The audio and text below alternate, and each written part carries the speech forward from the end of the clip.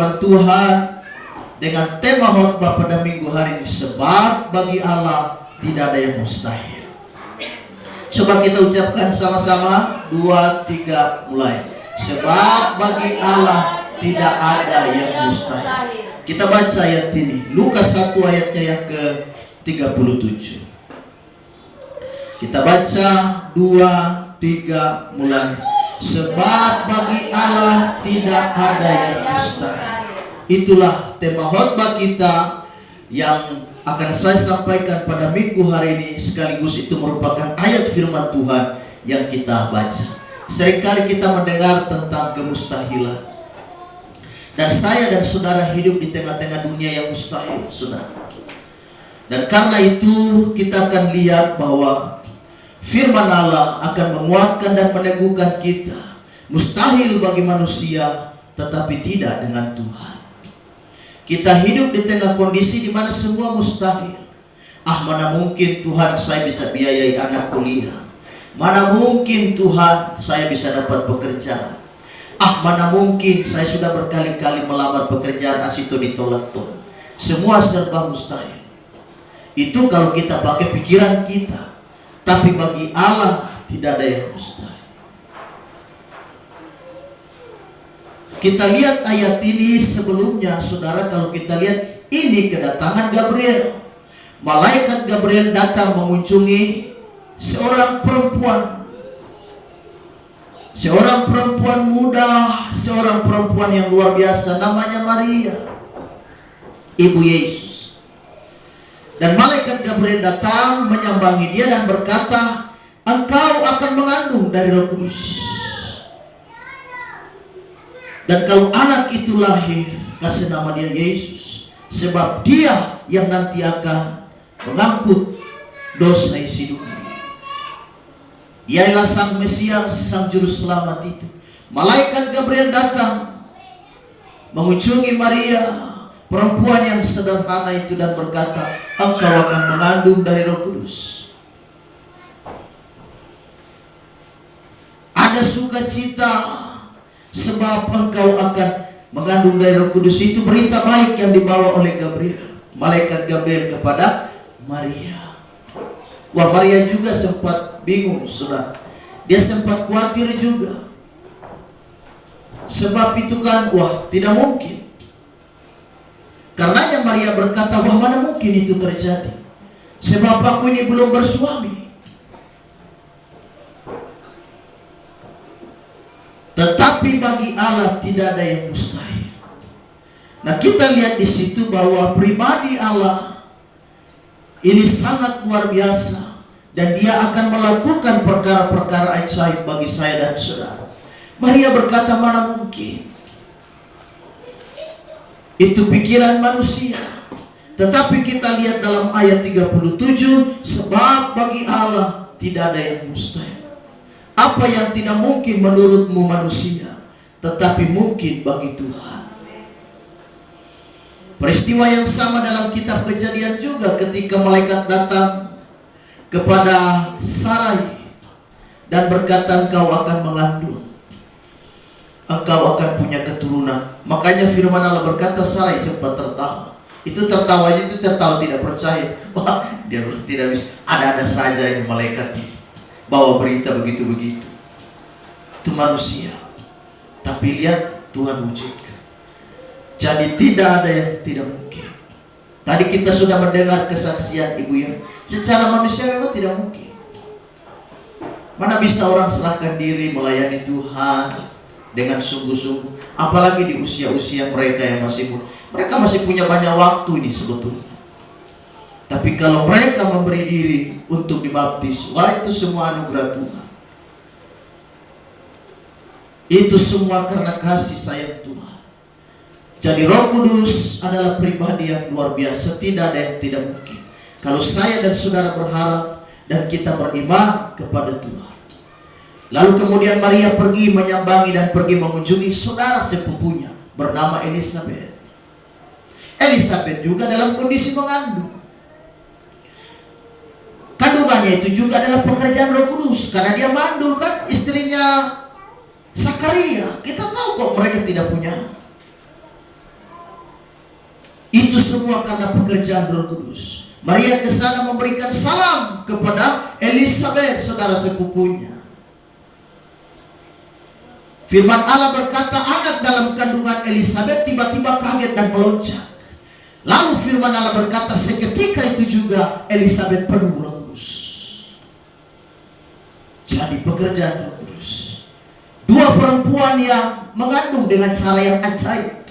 Elisabet saudara sepupunya Maria ibu Yesus adalah mandul juga tapi bisa mengandung. Sedangkan Maria yang belum bersuami itu seorang perempuan yang masih perawan, muda belia, tetapi karena pekerjaan Roh Kudus kemudian dia mengandung Tuhan kita yang bernama Yesus Kristus. Nah, kita lihat ada beberapa hal. Yang pertama, sebab bagi Allah tidak ada yang mustahil. Yang pertama, Tuhan sanggup memulihkan hidup kita. Kita lihat satu ayat Yesaya 43 ayatnya yang keempat. Firman Allah berkata, Yesaya 43 ayat yang keempat, oleh karena engkau berharga di mataku dan mulia, aku ini mengasihi engkau, maka aku memberikan manusia sebagai gantimu dan bangsa-bangsa sebagai ganti nyawa. Tuhan kita luar biasa. Kita terlalu berharga di mata Tuhan. Eca, Ance, dan kita semua berharga di mata Tuhan. Mereka telah menyerahkan diri untuk melayani Tuhan dengan sesungguhnya. Kenapa saya dan saudara ditolong Tuhan? Karena kita berharga. Bahkan dia rela mati di atas kayu salib. Tuhan merindukan perubahan kita semua. Sebelum Allah memberkati kita, terlebih dahulu dia pulihkan kita dulu. Sebelum kita terima berkat Tuhan, dia pulihkan kita dulu. Kalau hidup kita sudah beres, hidup kita sudah benar, Allah sudah pulihkan hidup kita, barulah Tuhan memulihkan ekonomi kita, memulihkan keluarga kita, memulihkan kesehatan kita. Banyak kali mujizat tidak terjadi karena sikap hati kita belum beres di hadapan Tuhan. Karena itu Allah mau kita bereskan dulu. Firman Allah berkata, jikalau kamu mau pergi sembahyang menghadap Tuhan, tetapi kau masih sempat berkelahi, sempat bermusuhan dengan saudaramu, tinggalkan persembahanmu itu, kau pergi berdamai dulu. Jadi saya dan saudara, Allah begitu rindu supaya saya dan saudara menikmati pemulihan ini. Kita harus dipulihkan dari cara hidup saya dan saudara yang tidak benar. Kita harus dipulihkan oleh Tuhan supaya kita melihat mujizat, supaya kita melihat apa yang tidak mungkin itu mungkin bagi Allah, itu akan terjadi dalam hidup saya dan saudara. Dalam Alkitab, dalam Yohanes pasal 8, ada seorang perempuan yang kedapatan ketangkap basah berbuat zina. Dan menurut hukum Musa, dia harus dirajam dan dilempar batu sampai mati. Untung ada Yesus saat itu. Yesus berkata kepada ahli-ahli Taurat yang mereka siap pegang batu dan siap rajam perempuan ini. Di antara kamu jika ada yang tidak bersalah, silakan dia yang duluan lempar. Mereka merasa mereka juga bersalah. Mereka merasa mereka juga berdosa. Sehingga mereka meninggalkan perempuan itu satu persatu. Kehidupan perempuan yang berbuat zina ini dipulihkan. Yesus berkata, jangan berbuat lagi, berbuat dosa lagi. Pulang dan jangan berbuat dosa lagi. Sebab kalau menurut hukum Taurat dia sudah mati, tidak ada kesempatan, tidak diberi ampun, mati hari itu juga. Tetapi oleh anugerah Allah, Kristus mau supaya kehidupan kita dipulihkan. Masih ada kesempatan, masih ada waktu. Ayo, kapan lagi mau bertobat? Kapan lagi mau terima Yesus? Sekarang ini waktunya. Haleluya. Kapan lagi saudara mau terima Yesus, melayani Yesus, mau bertobat? Jangan bermain-main dengan hidup ini. Hidup ini adalah kesempatan. Mari selagi ada waktu, mari terima Tuhan. Serahkan diri. Yang belum dibaptis bisa saudara serahkan diri baptis. Jangan menunggu waktu. Jangan menunggu saudara nanti sudah terbaring di ranjang kesakitan di rumah sakit, di opname selama 1 minggu.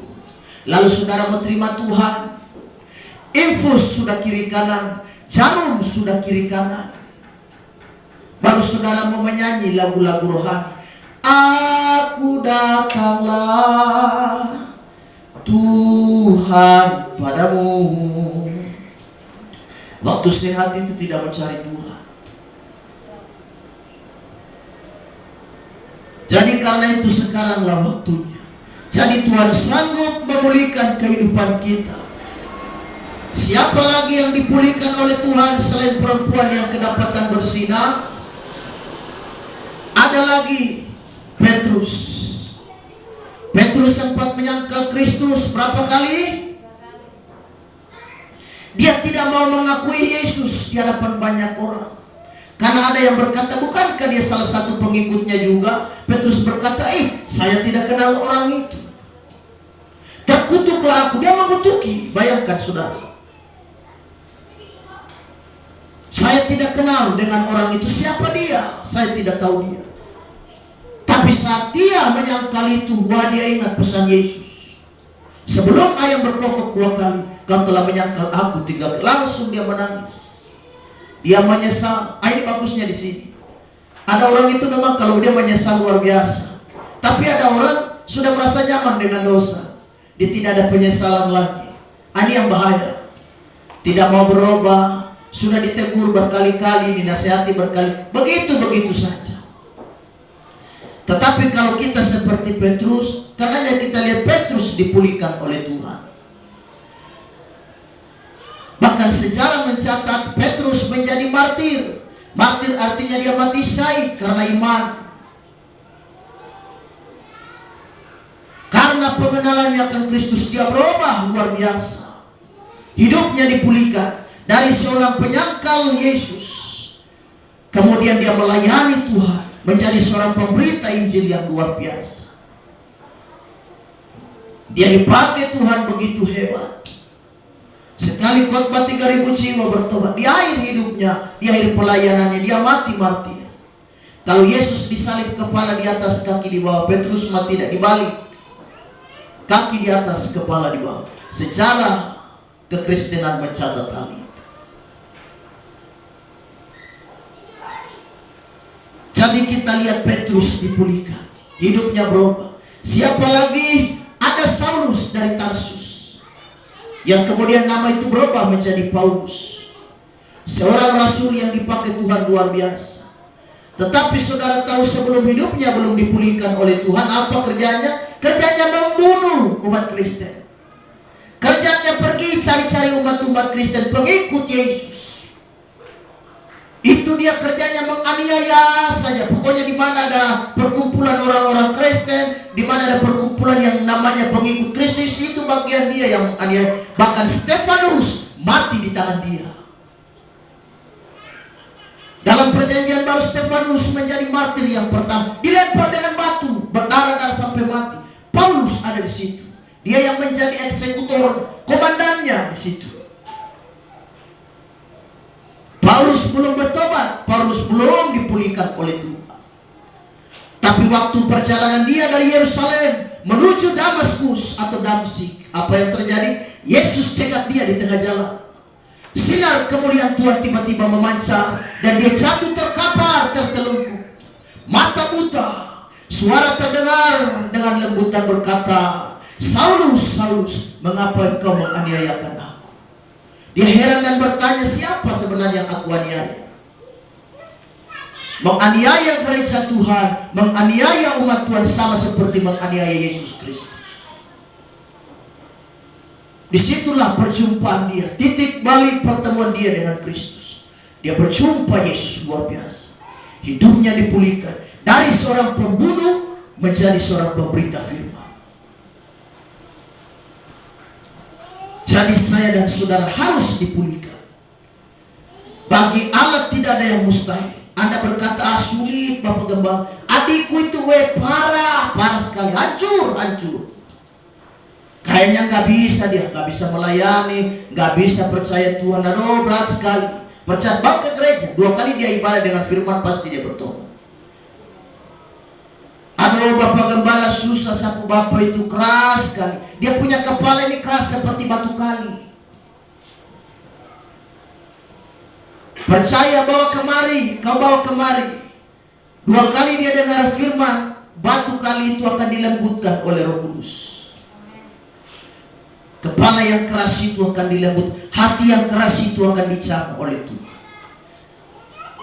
Perempuan Samaria juga dari seorang perempuan yang tidak baik, dipulihkan oleh Tuhan menjadi perempuan yang baik, menjadi pemberita firman.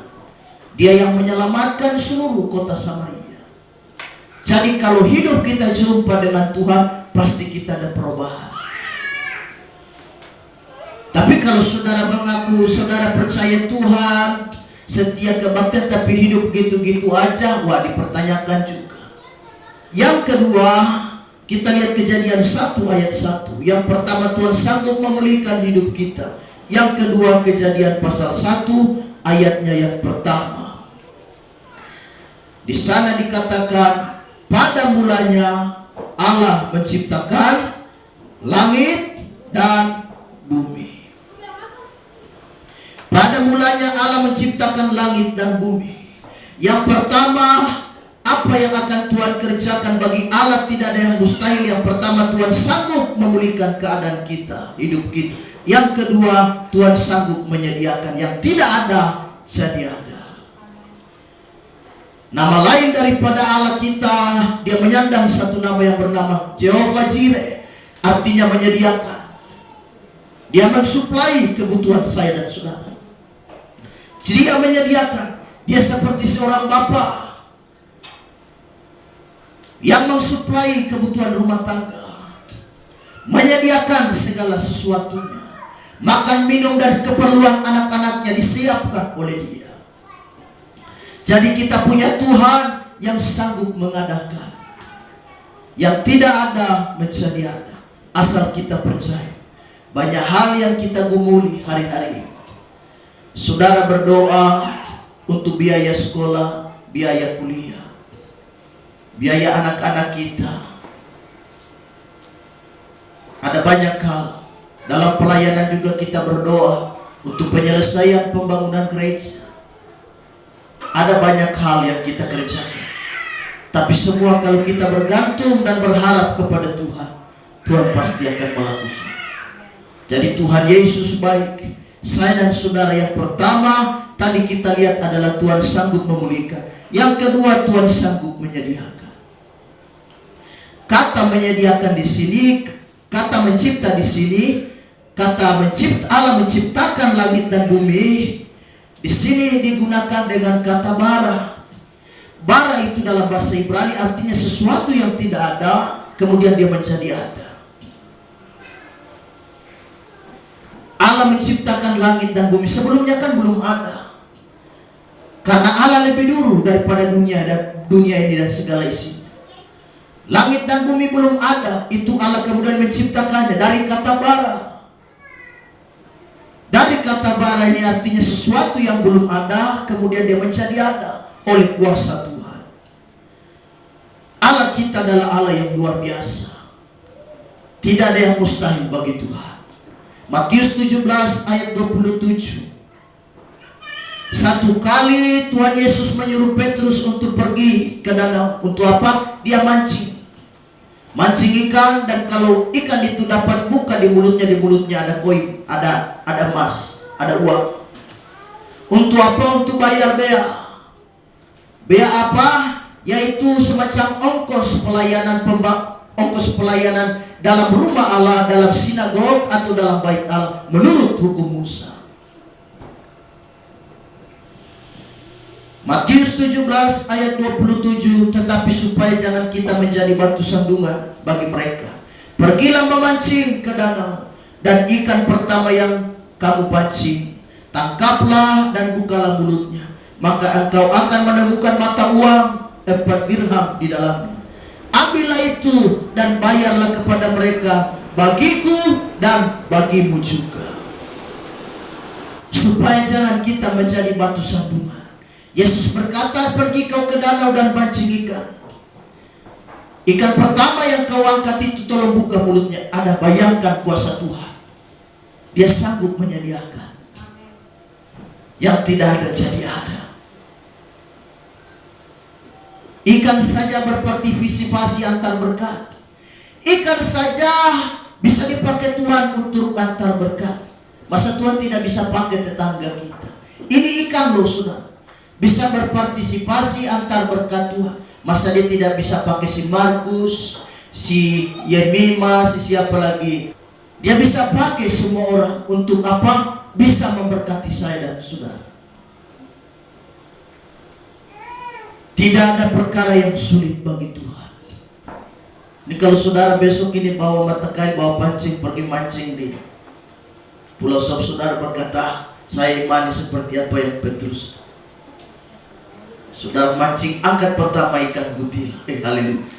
Buka di dalam. Ada kertas kecil yang terselip di mulut ikan butil. Kau buka begini dan kau baca. Tulisannya berbunyi, maaf, Anda belum beruntung. Haleluya. Bapak kemarin ada saja. Jadi tetap percaya kuasa Tuhan sanggup mengadakan yang tidak ada jadi ada. Jadi kalau ikan saja Tuhan pakai untuk antar berkat Tuhan, wah, kita percaya Tuhan dengan caranya Tuhan bisa lakukan banyak hal. Jadi yang kedua kita lihat Tuhan sanggup melakukan, menyediakan. Kita lihat lagi Filipi pasal 4 ayat 19. Firman Tuhan berkata, Filipi pasal 4 ayatnya yang ke-19. Allahku akan memenuhi segala keperluan menurut kekayaan dan kemuliaan dalam Kristus Yesus. Saudara imani ayat ini, haleluya. Kita percaya apa yang saudara gumuli hari-hari. Wah, kita semua banyak pergumulan. Kita semua banyak pergumulan, saudara. Tapi kita percaya Tuhan sanggup menyediakan. Dia Allah Jehovah Jireh, mengadakan yang tidak ada bisa menjadi ada. Kita imani bersama. Dia Tuhan yang baik, dia Tuhan yang hebat, Tuhan yang luar biasa. Yang terakhir, sebab bagi Allah tidak ada yang mustahil. Yang terakhir, Tuhan sanggup membuka jalan. Kita lihat Yesaya 43 ayatnya yang ke-19.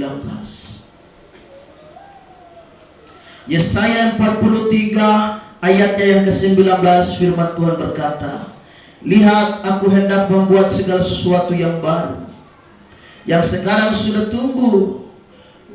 Belumkah kau mengetahuinya? Ya, aku hendak membuat jalan di padang gurun dan sungai-sungai di padang belantara. Ini mujizat Tuhan. Dia berkata, aku akan membuat jalan di padang gurun dan sungai-sungai di padang belantara. Air dari mana di padang gurun itu? Sulit. Tetapi bagi Tuhan tidak ada yang sukar. Apa yang saudara gumuli dan saudara doakan hari-hari ini, imani, saudara percaya Tuhan sanggup melakukan yang terbaik. Kita lihat bangsa Israel. Bangsa Israel paling tidak waktu mereka dalam perjalanan dari Mesir ke tanah Kanaan, mereka mengalami 3 mujizat besar. Yang pertama adalah pengalaman Laut Teberau. Allah membawa mereka di 3 pengalaman. Yang pertama pengalaman Laut Teberau, di mana tidak ada jalan. Mau maju akan mati tenggelam di Laut Teberau, mau kembali ke belakang juga tidak bisa karena tentara Mesir ada di belakang dan siap membunuh mereka. Mau lari ke samping kiri kanan gak bisa. Itu padang gurun dan bukit-bukit batu yang mematikan. Tidak ada jalan keluar. Tetapi Allah berkata, apa ada di tanganmu Musa? Tongkat, hanya sebatang tongkat. Angkat itu. Allah berkata, apa yang ada di tanganmu itu Musa? Dia berkata, hanya sebatang tongkat. Tetapi Allah berkata, angkat itu dan belalah Laut Teberau. Mujizat terjadi hari itu dan bangsa Israel bisa menyeberangi lautan itu. Luar biasa.